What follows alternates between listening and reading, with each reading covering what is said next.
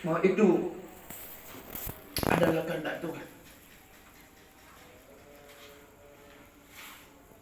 Secara khusus peristiwa yang dialami anak kita, adik kita, Yordan.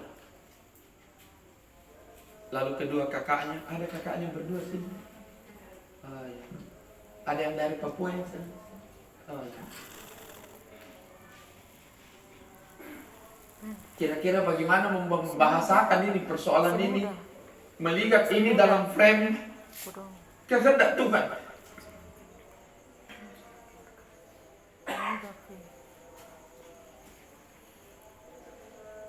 Sudah susah-susah belajar, kasihan. Tinggal tunggu 1 hari ujian.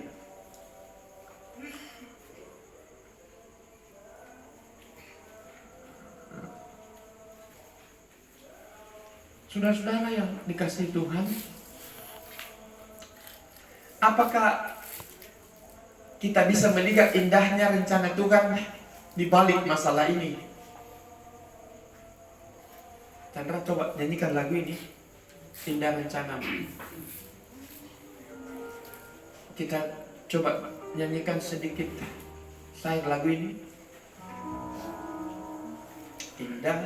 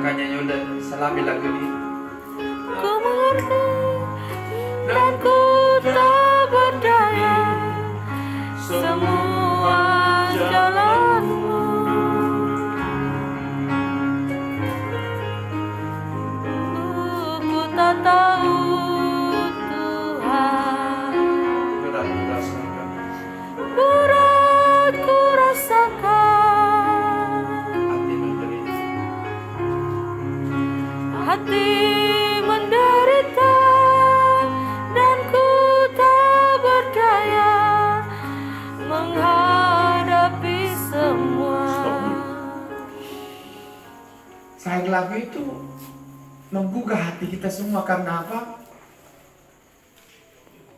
Indah rencanamu Tuhan dalam hidup. Walau saya tidak tahu, tapi saya mau tetap bilang ini indah Tuhan.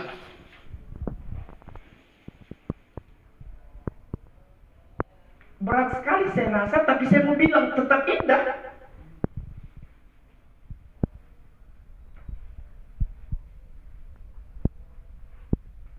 Kegilaan besar seperti ini, saya mau tetap bilang Tuhan ini indah rencanamu.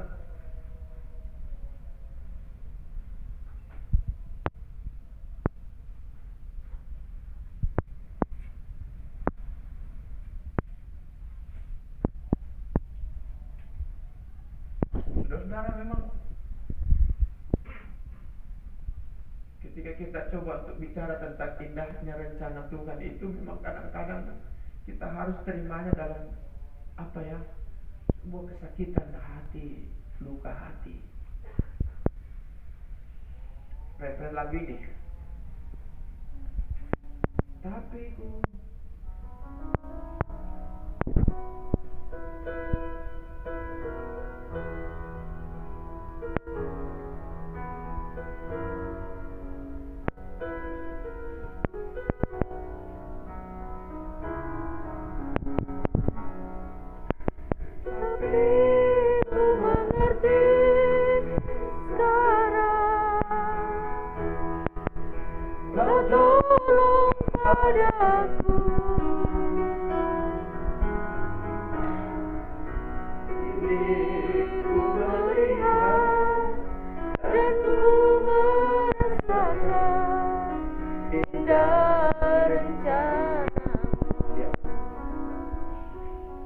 jadi saudara, keindahan rencana Tuhan itu hanya bisa disebut indah, hanya bisa dirasakan indah sekalipun sakit seperti ini. Cuma satu jawabannya.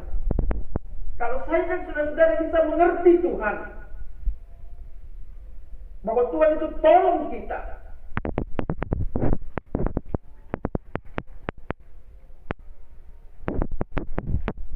sebab secara pikiran kita tidak bisa melihat di mana indahnya rencana Tuhan di balik peristiwa seperti ini.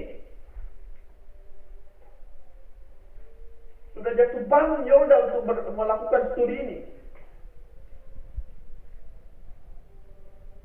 Jadi saudara-saudara, indahnya rencana Tuhan itu hanya bisa kalau saudara-saudara mengerti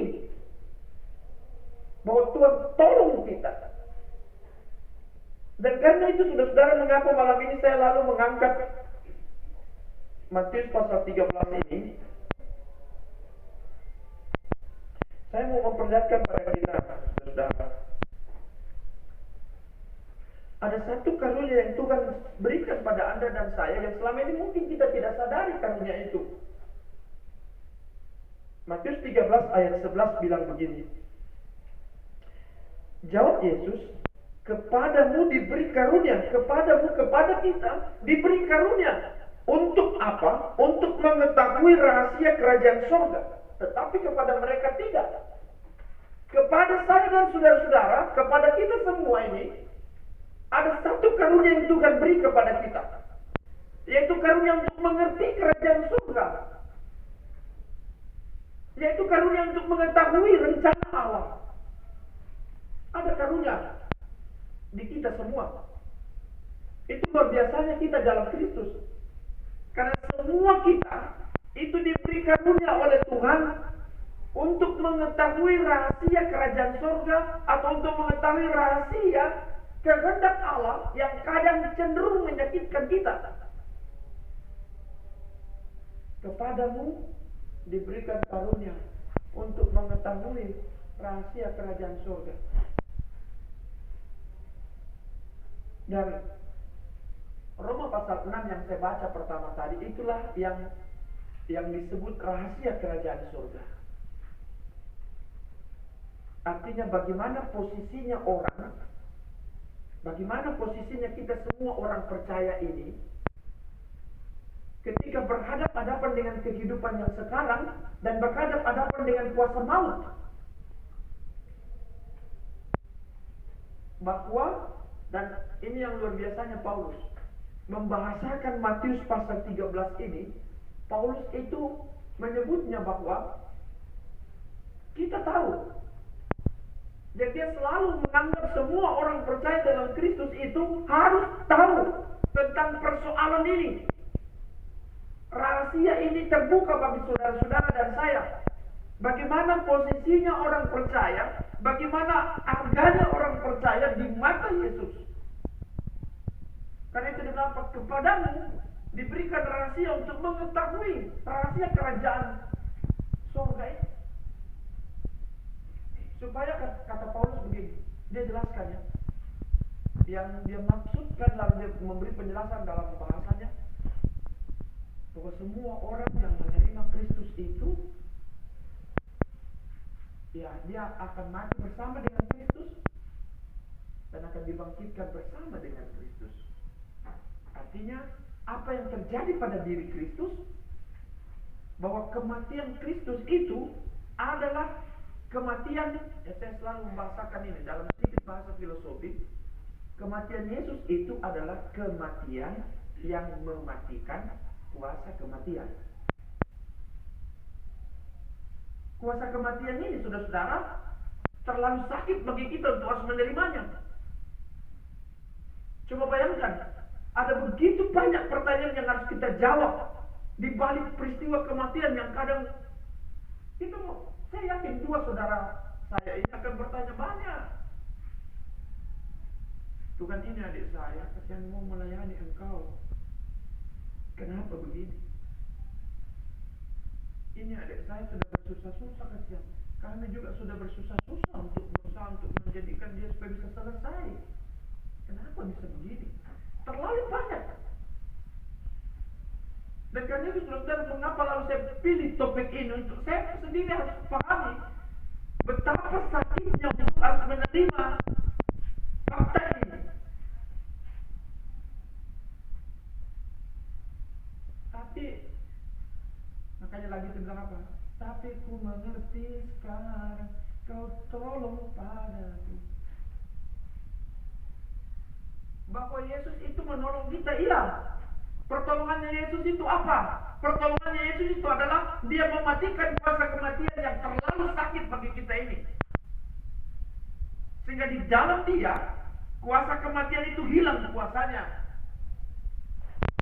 Tanpa kebangkitan Kristus, coba bayangkan ya, kalau Yesus tidak mematikan kuasa kematian, maka kita tidak bisa menang dengan kuasa kematian. Tapi karena Yesus mematikan kuasa kematian dengan kebangkitannya, maka kita semua layak untuk bicara tentang hidup sesudah kematian. Rahasia kerajaan surga yang dimaksudkan Yesus ialah di dalam dirinya tidak ada kuasa manapun yang dapat bisa memisahkan Anda dari kasih Tuhan. Yohanes 10:28 bilang begitu. Tidak ada satu kuasa manapun yang dapat memisahkan kamu dari kasih-Ku. Dan ini yang harus kita syukuri. Kita bersyukur bahwa jerih lelah, jerih juang adik kita, anak kita Yolda sudah berusaha untuk menjadi seorang hamba Tuhan. Tapi ini sebuah rencana Tuhan yang indah yang harus kita selami. Lebih baik bahwa ya sangat menyakitkan yang namanya kuasa dosa itu yang mengakibatkan kita harus juga mati. Dengan dosa kita harus bicara kematian, tapi dalam Kristus kita bicara tentang kehidupan yang mengalahkan dosa itu.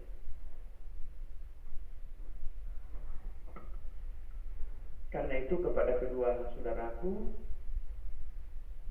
pada semua keluarga, pada semua adik-adikku mahasiswa, pada kita semua jemaat yang boleh hadir, saudara, sekali lagi saya mau bilang,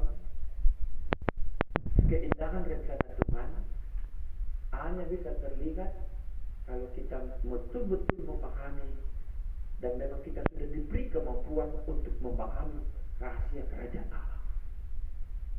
Bahwa di dalam Yesus, kematian itu tidak lagi dapat memisahkan kita dari kasih-Nya. Kita harus mengenakan kematian. Kalau 1 Korintus 15 itu bicara begini.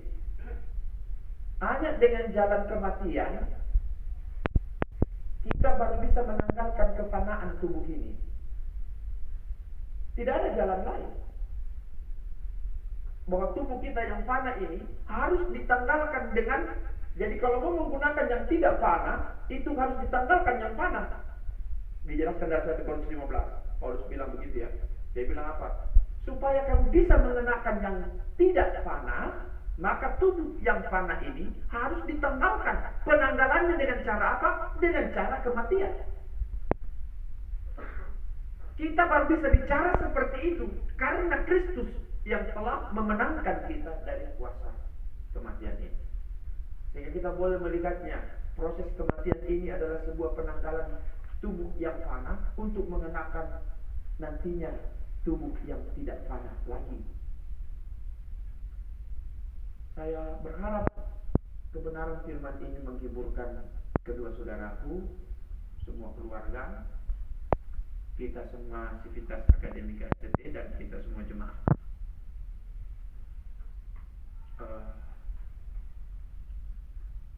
Mengakhiri renungan ini,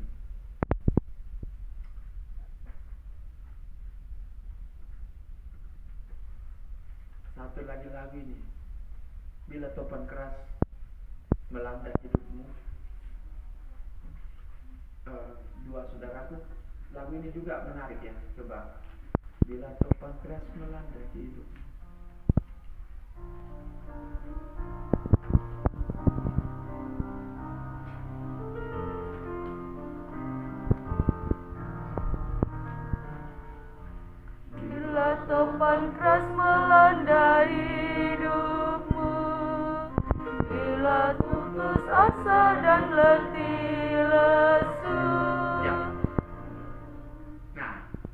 Lalu dilanjutkan kata-katanya, bila sakit ini terlalu sakit kau rasakan, bila kesedihan ini terlalu dalam engkau rasakan, bila topan keras melanda hidupmu,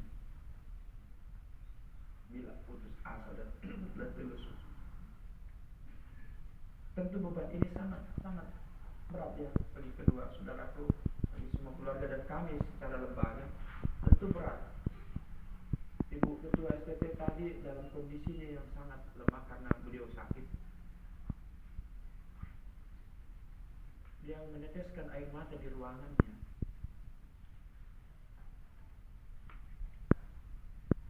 Karena ikatan kebersamaan yang boleh terikat dia bersama kami di lembaga ini berat. Nah, bila topan keras melanda hidupmu, bila putus asa dan letih lesu. Nah, refrennya bilang apa? Hitunglah berkatnya pasti kau lega, dan bernyanyi terus penuh bahagia. Ya.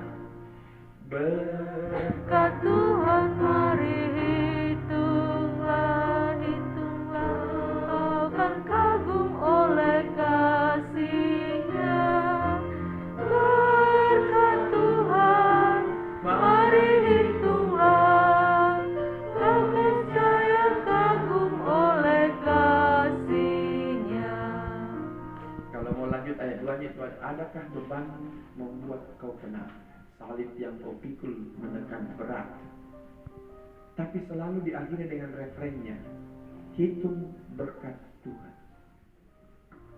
Saudariku berdua ya, kalau sakit ini kuat, kalau tangisan ini terlalu sesak kamu rasa, seolah-olah kamu melihat fakta ini sebagai bentuk seolah-olah ada ketidakadilan menurut kamu. Lagu ini mengajak kita begini, dalam bahasa Inggris disebut begini, count your blessings. Hitung berkat Tuhan. Sebab lebih banyak berkat Tuhan dibanding kesedihanmu, lebih banyak berkat Tuhan dibanding kesulitanmu, lebih banyak berkat Tuhan dibalik semua kekecewaanmu. Pasti lebih banyak berkat. Jadi coba belajar menghitung berkat, jangan belajar menghitung sakit hati. Sebab ketika kita menghitung sakit hati, kadang-kadang kita tidak menemukan jalan keluar. Tapi Tuhan bilang begini, hitung berkatku, pasti lebih banyak berkatku ketimbang sakit hatimu. Sebab kematian pun juga tidak bisa memisahkan engkau dari kasihku, itu berkat Tuhan. Jadi saudara-saudara, biasakan dalam hidup ini, jangan menghitung banyak penderitaan, tapi coba biasakan hitung berkat Tuhan. Kamu your blessing, pasti kamu menang. Kalau menghitung berkat Tuhan, pasti kamu menang. Tapi kapan menghitung banyaknya kesusahan, apa yang jadi? Apa dan itu ke? Ya taruh bang adirekin. Boy, kayak apa bu? Emang apa ini? Nah, itu berkat Tuhan, pasti kamu menang dari semua perkara. Sebab berkat Tuhan melampaui perkara. Berkat Tuhan melampaui sakit hatimu, berkat Tuhan melampaui kehilanganmu. Saya percaya ya, saudaraku, saya percaya. Coba hitung berkat Tuhan sekali pun harus kehilangan juga. Pasti kamu akan melihat betapa luar biasanya kehadiran Tuhan dalam hidup. Terpuji Tuhan, dan biarlah semua kita boleh dapat melihat ini, ada karunia besar pada Anda dan saya, bahwa kita punya karunia memahami kerajaan surga, memahami kehendak Allah. Tuhan memberkati kita semua.